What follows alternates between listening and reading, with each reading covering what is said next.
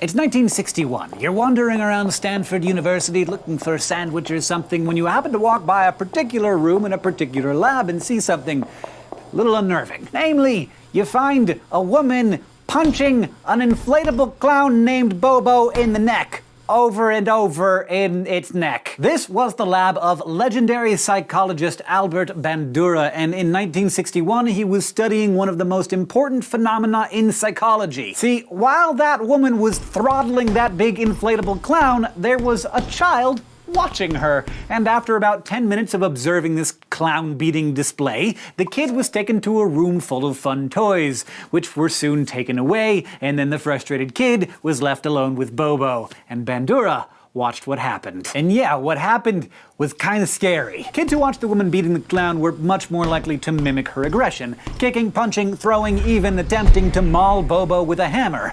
But other children who saw an adult playing nicely with a doll or just ignoring it didn't respond the same way in their frustration. Bandura's results may seem predictable now, but in those days they challenged the dominant behaviorist views that we talked about last week. The views that learning is solely about conditioning and association, rewards and punishments. Bandura's research focused on how learning can occur through observing and imitating someone else's behavior. And if that seems obvious to you, you have Bandura to thank for that. His research hastened the evolution of 20th century experimental psychology from pure behaviorism into what we now know as social cognitive learning. While it was closely related to behaviorism, the social cognitive models added profoundly new dimensions to what Skinner and Watson and Pavlov had observed in our feathered and furry friends. In other words, it showed us that just as there's more than one way to beat up a clown, there's more than one way to learn.